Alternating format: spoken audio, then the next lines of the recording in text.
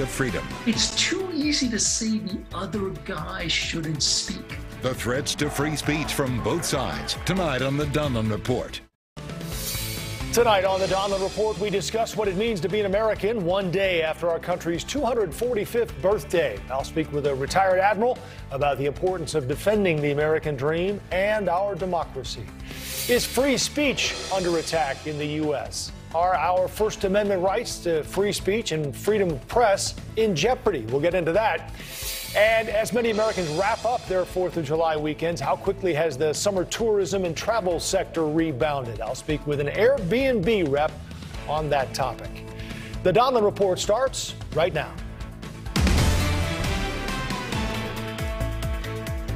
Good evening. Hope you're having a great 4th of July holiday weekend. We observe it on the 5th this year, the day after, but we do have some historical leeway on that.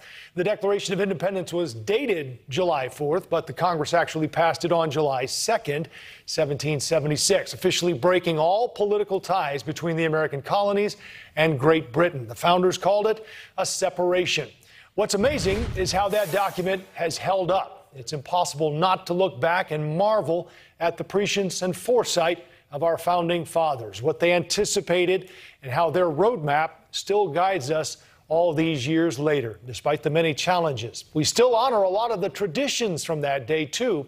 John Adams, who became the nation's second president, wrote a letter to his wife about the importance of this day in history, saying it should be celebrated with parades, bonfires, and fireworks. Fast forward to today, and according to the American Pyrotechnics Association, Americans spend more than $1 billion a year on fireworks. It remains a midsummer holiday we celebrate with parades, large and small, and food, too. Maybe not a bonfire, but certainly a barbecue. When we think of the 4th, we also think about the freedoms we enjoy. And as with many of our holidays, that includes all the men and women who have served, sacrificed, and died for those freedoms. Among the most quoted in America's founding document, that we have rights that no person can take away from us, including life, liberty, and the pursuit of happiness. Pardon me. Powerful words, certainly. And again, those words still guide us 245 years later. On this holiday, I also think of my mom. We lost her in 2018. That's her on the left. She was born on the 4th of July. We called her Janny the Firecracker. On the right, that's her sister, my Aunt Shirley. Hard to believe, she was also born on the 4th of July. She told my grandma she wanted a sister for her birthday, and as the story goes, there was some castor oil involved, and Shirley got her wish. 2 Yankee Doodle Dandies born on the 4th of July, and we celebrated accordingly every year. With that, we want to welcome in our first guest tonight, retired 4-star Navy Admiral James Stavridis. He was the Supreme Allied Commander, Europe, from 2009 to 2013. He's also the co-author of 2034, a novel of the next World War. That's the year the Admiral projects China could match the U.S. in military might. Admiral, it's great to have you. Thank you very much for your time, sir. We're going to get to your book in a minute, but because it's relevant to this conversation, I did want to start on a personal note. I've heard you speak in other interviews about being the son of immigrants. Tell us a little bit more about your story, where your family came from, and what American freedom has meant to you. In the early part of the 20th century, my grandparents were growing up in eastern Turkey. They were citizens of the Ottoman Empire. But as you can tell by my last name, Stavridis, they were ethnically Greek. In the 1920s, there was a series of conflicts in the region, and my grandparents left Western Turkey as refugees, barely escaped with their lives from the city of Smyrna, called Izmir today. Came to America, went through Ellis Island, had been driven out by the Turkish army. So here's the punchline to the story. They left in 1922. In 1992, 70 years later, I came back to those shores off the coast of Turkey, except I was a commander in the U.S. Navy and the captain of a $1 billion U.S. warship. I went on, of course, to be the Supreme Allied Commander of NATO. First place I went, Ankara, Turkey. Not in a sense of, hey, here's my story, but rather, this is what America means. This is what America can be. This is what we stand for. Well, it certainly has weaved an interesting thread that came full circle through your life. And you got a gift from them, did you not, when you went back? I did. After 4 years as Supreme Allied Commander, I was doing my farewell calls. And I met with a man named Ahmet Davutoglu, who at the time was the Prime Minister of Turkey. And he gave me a beautiful book of vintage postcards of the Greek community in Turkey in the early part of the 20th century. And he said to me, Admiral, we must remember the past, but not be imprisoned by it, meaning that we can all work together to move forward from these kind of events. It meant a great deal to me. I'm sure.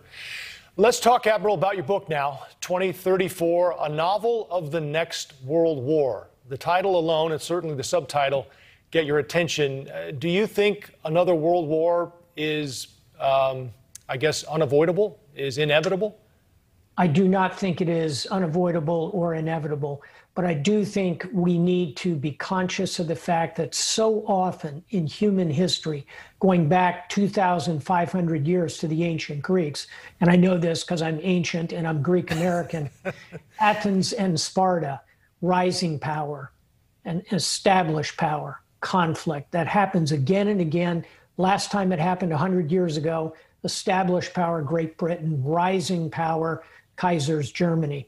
How did that turn out? World War I, you head into World War II. History is not on our side here. So I wrote the book, 2034, A Novel of the Next World War, as a cautionary tale to say to the public, we need to avoid this because both the US and China come out deeply, deeply diminished, as I think they would if we managed to stumble in a war. We must avoid it. Let's talk about those two players, because I'm guessing that you think those are probably the two, China and the U.S., who would be at the center of whatever flashpoint might touch off the next, I guess, military situation. What do you think that flashpoint might be? Is it Taiwan? What else? It could be Taiwan, or it could be the contested waters of the South China Sea.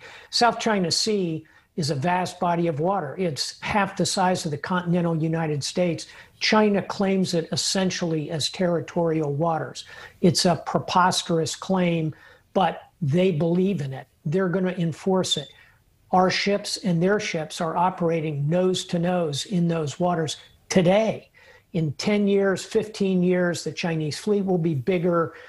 The conditions, I think, to spark a conflict are already existent, and they'll only get worse. Again, we've got to find a way to avoid this. How do you think that war looks if it were to happen? And I ask because everything I've heard about war games, the U.S. does not do well against China. And you're projecting this still to be, till 2034. If you ask me today, Admiral, which fleet would you like to command in the battle, I would still take the U.S. fleet. We're still technologically ahead. We're more experienced. Our ships are bigger. 10 to 15 years from now, China will have a very capable naval force. There will be significant cyber operations going both ways, and the novel opens up with a massive cyber attack against the United States. And finally, space will be critically important. It's a good thing that we have created a space force to stand alongside the Army, Navy, Marine Corps, and Air Force. We now have a space force. Pretty soon, we're going to need a cyber force as well. That's the shape of the war to come. Right. You talk about that, cyber warfare, a lot. And I think the other interesting thing I've heard you mention is the fact that we may have great technology with our military, but we have to prepare for the possibility that our enemies could disable it. And then what? Indeed. One of the chapters in the book is called Blinding the Elephant. And it means simply that we rely enormously on our exquisite technologies and how we can weave them together.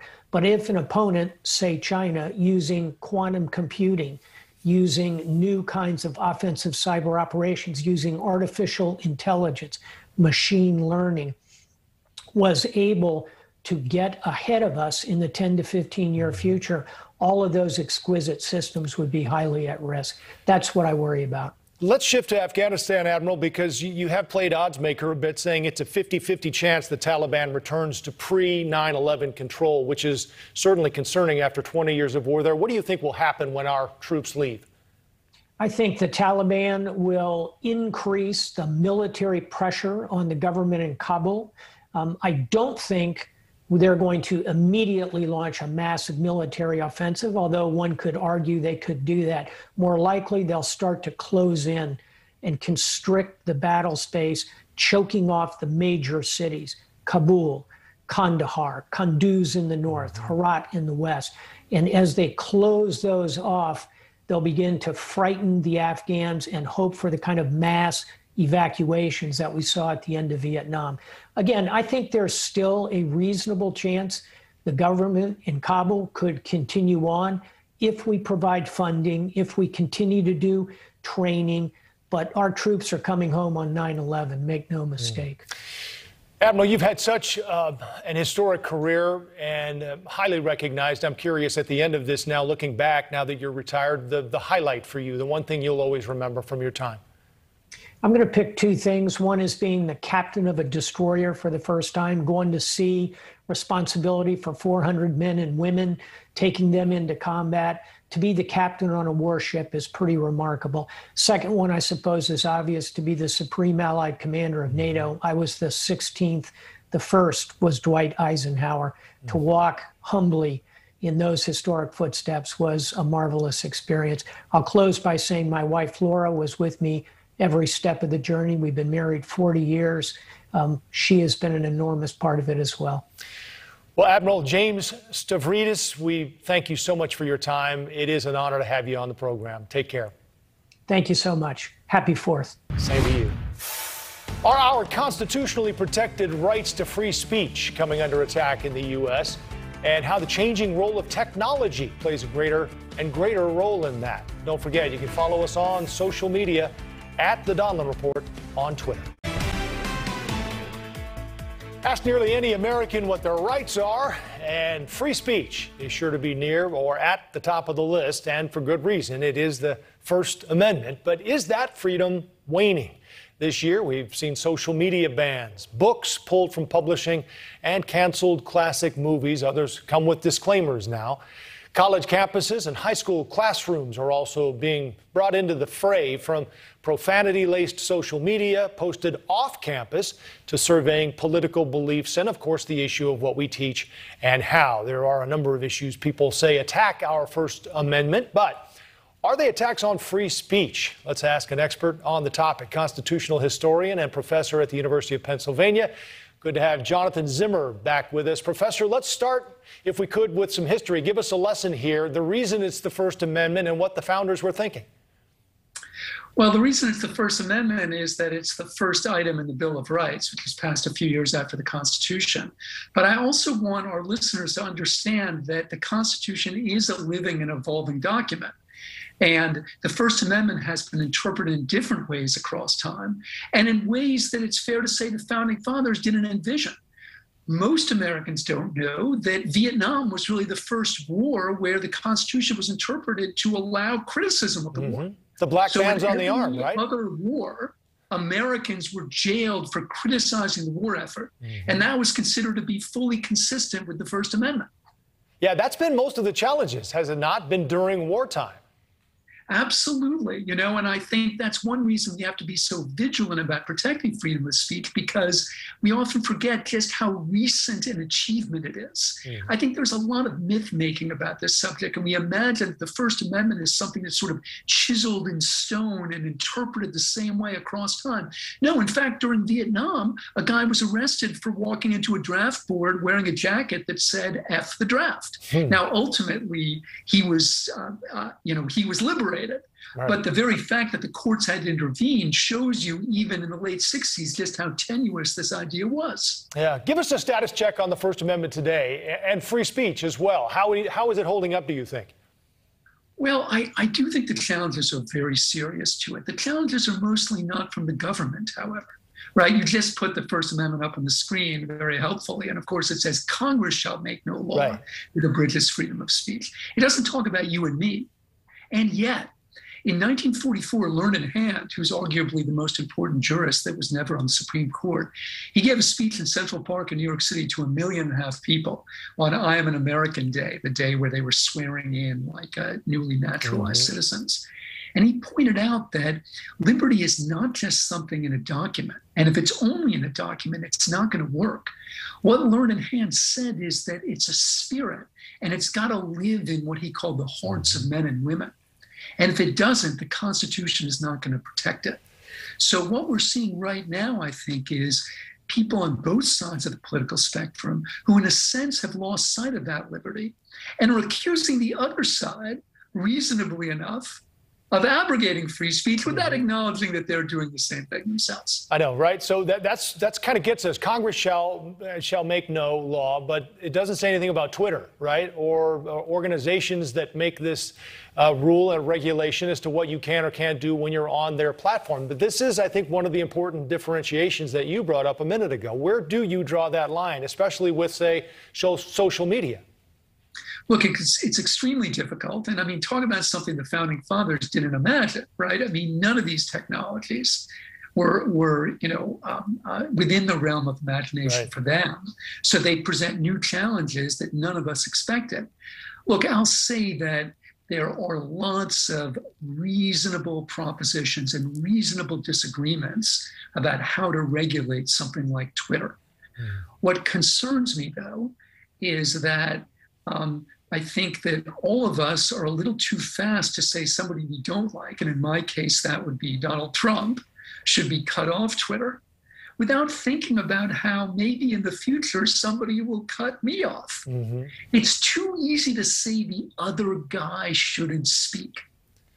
It's a lot harder to acknowledge that one day this is going to be weaponized against you. Right. Well, you're free to say whatever you want, but there may be consequences, right? I mean, depending on where you say it. That's the bottom line. No, definitely. And nobody has a right to be insulated from those consequences, right? And raising your own voice against speech you find despicable is itself a form of free speech. We should keep that in mind. But look, everyone's engaging in cancel culture. You turn on Fox News and you hear about cancel culture against, whatever, Dr. Seuss, you just showed her on your screen, or some conservative on campus. What you won't hear about are Republican-led efforts in state legislatures to bar critical race theory. Right. What is that if not cancel culture? To me, that's the most naked example of cancel culture. So they're complaining about it, sometimes justly, but they're doing it as well. It is everywhere. There's no question. And to your point, too, about the classroom, there are people and have been on this broadcast who have said they're afraid to teach certain classes now, and students who are afraid to speak up. I think you may have even brought it up the last time you were here about this fear that people have to say what's on their mind because of what it might cost them. And look, these measures that are percolating through our state legislatures about, banning critical race theory, the 1619 Project, are only adding to that problem. Let me be clear, both critical race theory and the 1619 Project are open to criticism and should be critiqued. They're not gospel. And I'm not making a plea for them, quote, to be taught. But if you ban them, what you're doing is adding yet another reason for teachers to look behind their back and wonder who's coming. Professor Jonathan Zimmerman of the University of Pennsylvania. Again, it's good to see you. Thanks for your time. Hot dogs, fireworks, and traffic. A lot of Americans can relate to that combo this 4th of July weekend. But how much has America's tourism and travel industry bounced back? I'll speak with an Airbnb rep coming up. With summer here and COVID-19 waning in the U.S., many Americans are ready to hit the road and take a trip in a post-pandemic world. However, while COVID cases are going down, vacation rentals and hotel costs are going up. Joining me now, Liz DeBoll-Fusco, North America Communications Lead for Airbnb, one of the nation's most popular vacation rental sites. So it's great to have you. How are things looking for Airbnb? Give us a snapshot. Maybe there's something that's happening with you right now that could transfer over to our overall recovery and how it looks. Yeah, thanks so much for having me. What we're seeing is that, we believe this 4th of July, as do many people, will mark a pivotal moment in the U.S.'s recovery from the COVID-19 pandemic. And, many across the nation are heading back outside for a taste of normalcy, 16 months in the making. And I think some of the trends that we're seeing for this 4th of July weekend and throughout the summer are those that we've seen throughout the past year. People are really looking to go to the outdoors and be in more rural areas and get a breath of fresh air. Some of our top trending states for the summer include places like Kansas and Oklahoma. Wow. And so just reflect the desire for people to really actually head to the Midwest and be near national and state parks and more rural destinations. And the other thing we're really seeing is that people are looking to be with family. Obviously, many of us have been separated from our loved ones for far too long. And what we are seeing is that this 4th of July weekend for family travel, which we define as listings with 5 or more bedrooms, they're actually up 56% this year compared to 2019. So the desire for people to reunite with family is just really, really strong, especially this 4th of July. Right. How did Airbnb do through the pandemic? Because it was an interesting escape for people. They still really couldn't fly or were nervous to fly. How did that work out for Airbnb, which did better, I'm assuming, than hotels did, which were closed?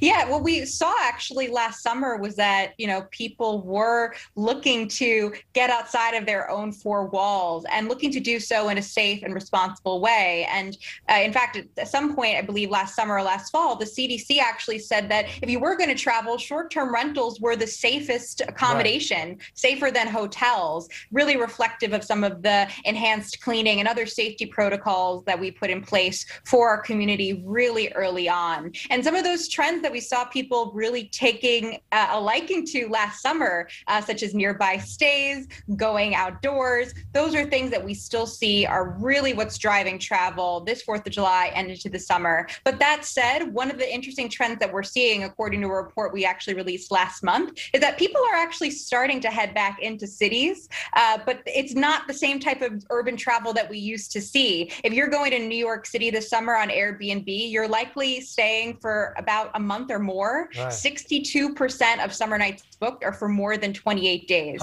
So just some of the interesting shifts and trends that we're seeing, obviously, that began last year and are continuing well into this year. That's interesting. I'm surprised. I can see why they would have done it during the pandemic, because they could maybe work from wherever they wanted and could take these longer stays. Let's show some numbers, Liz, that I think might lead to some more trends. 45% say they feel safe flying this summer. That certainly bodes well. 58% feel safe staying in a hotel this summer as well.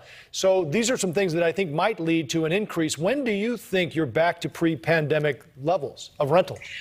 Well, I think if the last year has taught us anything, it's that I would definitely not want to make any predictions. But one thing that we are really seeing is that as travel begins to return and to rebound, there is really a tremendous opportunity for people who might be looking to take advantage of that rebound by maybe sharing their homes. New hosts on Airbnb who have actually started sharing their home during the pandemic have earned over $1.2 billion from March of 2020 through March of 2021. This is a just tremendous economic opportunity, and that opportunity continues as the rebound continues. And in fact, we also shared some of the top places where we are seeing new listings created on our platform, places like Branson, Missouri in the Ozarks, Scranton, Pennsylvania. And so if anyone's looking to become a host on Airbnb to earn some extra income, now is really the time, and you can go to airbnb.com/host to do that. Hey, Liz, there was a new policy that Airbnb came out with at the end of this thing where you refused listings if tenants had recently been evicted. Is that still in place, and how is it working? Yes, that was something we announced last month and has now gone into effect. Airbnb is committed to being a part of the solution when it comes to keeping tenants in their homes in the aftermath of the COVID-19 pandemic. And with the moratorium has now been extended on residential evictions until next month, we did announce that our intention is to ban new U.S. listings located at properties where the tenant has been evicted due to non-payment of rent and where the tenant was once protected by the CDC moratorium. And our intention is to work with cities. We want to prevent landlords from using our marketplace to profit from removing a vulnerable long-term tenant from their home. And we hope we're sending a strong message that will keep tenants in their home at this time. Liz DeBolt-Fusco, Airbnb North America Communications lead. Liz, thanks for your time. We appreciate it. Thank you so much. Nearly 70% of Americans are fully vaccinated. But as the COVID-19 Delta variant continues to spread, what precautions should Americans take? I'll ask the doctor ahead.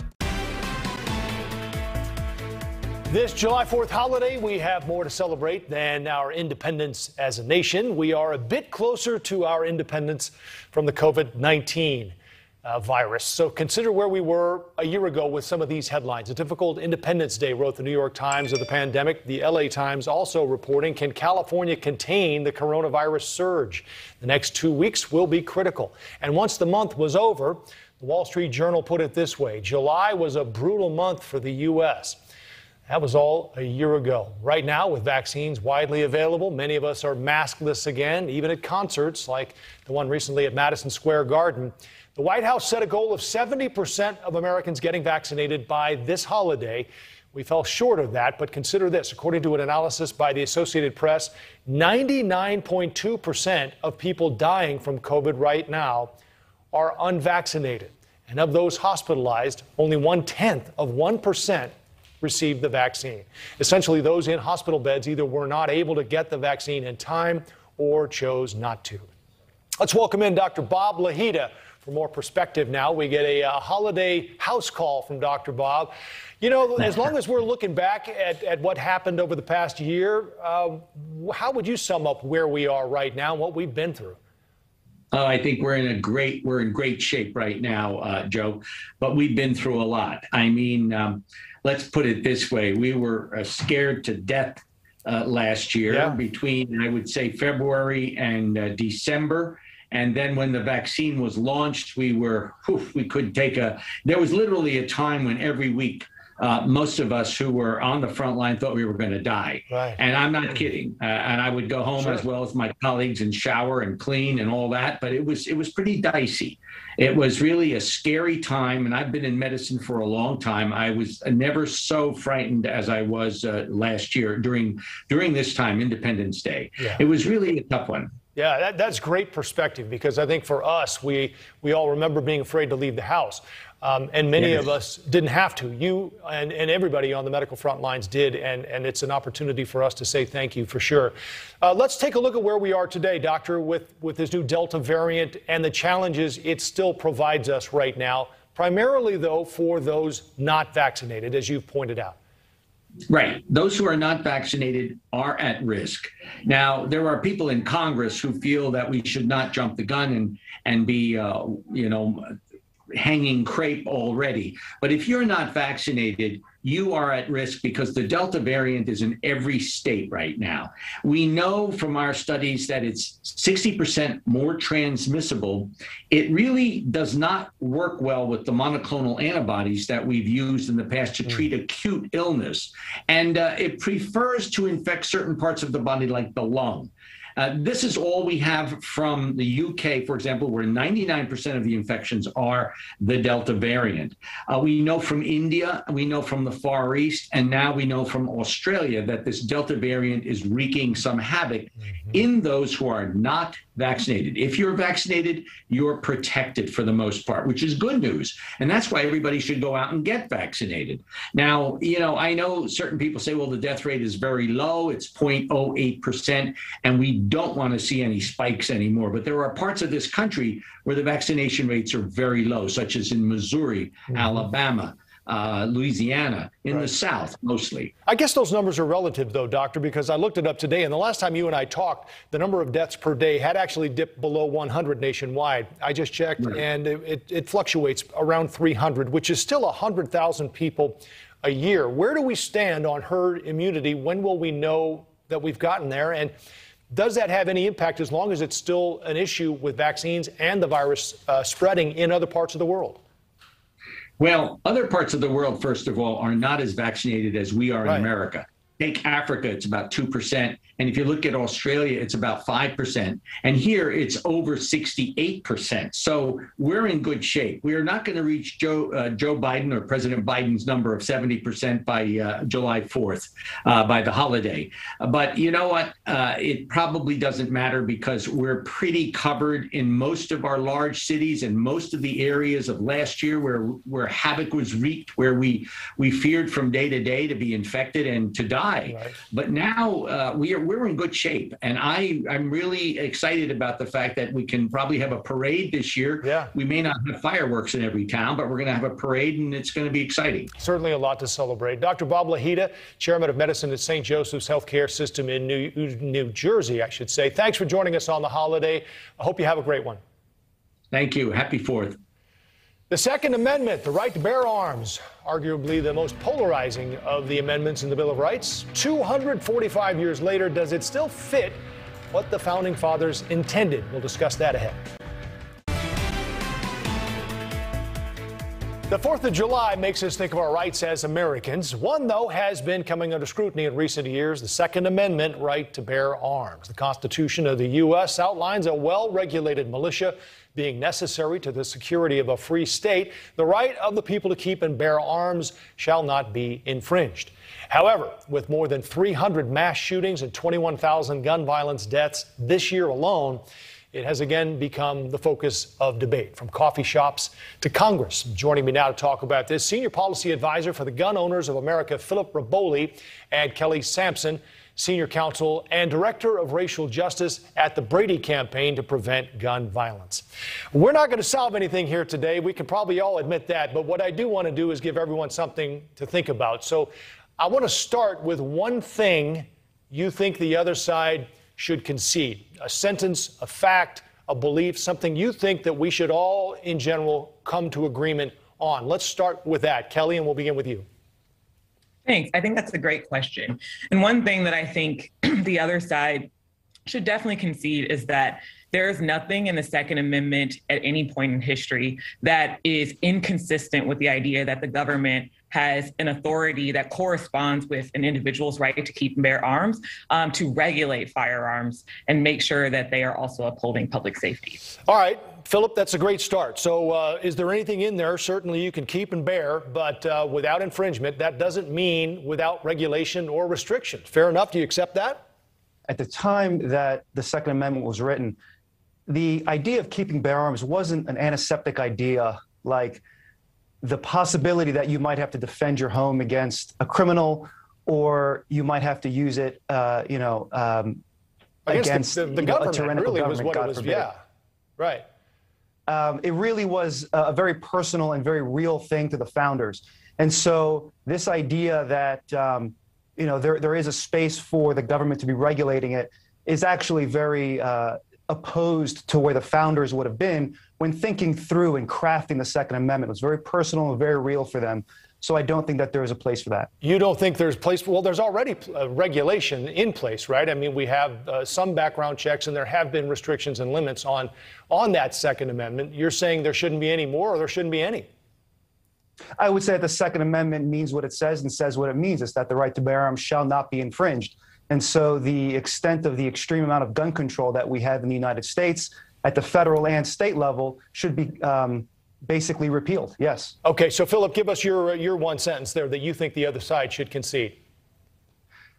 I would say that the idea that gun control writ large is going to stop criminals from using a firearm during a crime is not only wrong, but it's a talking point used to restrict firearms for all Americans. Well, what do you mean by gun control? Break it down or tighten it up for us. What do you think that would include that wouldn't help the situation we're dealing with now? So let's talk about the National Firearms Act. Let's talk about bans on suppressors. Let's talk about tax stamps, which essentially make owning certain types of firearms prohibitively expensive for people who need them most, specifically people at lower socioeconomic scales. Let's talk about the background check regime that's been around for almost 30 years. Let's talk about bans on very specific types of weapons. Let's talk about lengthy background checks. I mean, these are all things that are designed to impede gun ownership and to make it so that only a very select group of people are allowed legally to own firearms. Well, my goodness, the gun sales are up. I don't know about restricting sales because people are buying plenty of them right now. Kelly, let's give you a crack to get back in on this. You've heard this argument for sure that you can make all the laws you want, but criminals aren't going to follow them. Yeah, I mean, I've certainly heard that argument, and I think it's demonstrably false. If you even go back to the time when we did have an assault weapons ban, which at the federal level, which eventually was sunset and expired, you saw that when that ban was in place, we did have a dramatic decline in the amount of assault weapons that were in circulation. And then after it sunset, they came back up. And so I think that, philosophically, this idea that there's no laws that would stop a criminal from breaking them. If you take that to its logical conclusion, you're basically saying that we shouldn't have any laws at all in the country, because if someone desires to break them, what's the point? And that's obviously not the way we think about our society. And if I could just go back to something Philip said earlier about the fact that the founders had this idea in mind that the Second Amendment was to give an individual a right to challenge the government.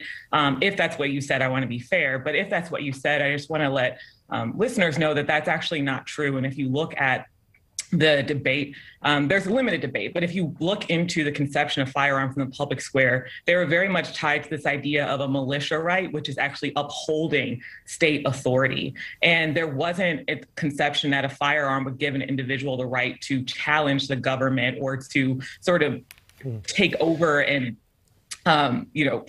foment rebellion or something of that nature. And there's a lot of evidence for that in the historical record. For example, if you look at Shays' Rebellion and the way that those who were very close to the founding generation responded when rebellions did come up, it's very clear that the right to keep and bear arms was tied to civic duties and tied to this idea of a well-regulated government. And so the Second Amendment doesn't just say the right to bear arms should not be infringed, but the totality of the Second Amendment is very clear that right to keep and bear arms is tied to militia service, which is tied to civic order and duty. I think it's really important to contextualize it. Point taken. Philip, let's go back, and I don't want to get too bogged down in the debate over the actual wording in the amendment, but I do want to talk about possible changes. 97% of people are in favor of what you've heard of as, you mentioned the background checks. As I looked it up, I think 22% of guns sold today are sold without a background check. Is there anything you think we could do? Are there any changes that you'd be open to? Any changes that you think would help reduce the amount of gun violence in the country right now? Well, first off, I want to reject the term gun violence. Violence is violence. Merely using a firearm or a baseball bat or a hammer doesn't make it any better. Second, the idea of these background checks, when put on the ballot at the state level, they either fail miserably or pass by a very, very narrow margin, and not in the same sort of background check that we see at the federal level that's being often proposed. So I think it's a specious argument to say, X number of people want background checks because when it's actually put on the ballot, they fail. A lot of times these background checks, the regime that many states are living under today, these were passed decades ago, but we've actually seen more gun freedom in terms of constitutional carry throughout the country. And the Second Amendment really is an individual right, as was held by the Supreme Court over 10 years ago. So it's not really a militia right. It really is an individual right. Well, I wish we had another hour because it would be interesting. I'm not sure we'd still get anywhere, but it's fun to discuss, and I think it's worthy of discussion for sure. Senior Policy Advisor for the Gun Owners of America, Philip Raboli, and Kelly Sampson, Senior Counsel and Director of Racial Justice at the Brady Campaign to Prevent Gun Violence. Thank you both very much for your time. We appreciate it. Thanks for having me. Thank you. Lady Liberty has a little sister, and it's now here in the U.S. We'll talk about the significance of the statue with the man in charge of getting it here. That's next as we continue. When you think about symbolism and the United States, does anything speak to that more than the Statue of Liberty? Well, there's good news. There's now a second one, sort of. France has sent over a new Lady Liberty, nicknamed Little Sister. The statue, an exact replica of the symbol of freedom and light, sitting on Ellis Island, but it's just 9 feet tall compared to the 305-foot-tall original. The Little Sister made its way to the U.S. last week and is now on display on Ellis Island across the bay from its larger counterpart. After a short stint on the Isle of Hope, it will make its way to D.C., where it'll be displayed for Bastille Day, the National Day of France. Joining me now, Olivier Farrow, General Administrator of France's National Museum of Arts and Crafts. We just had you on because I love to say your name. Now, my name is Farrow. Farrow, yes. So, was I close?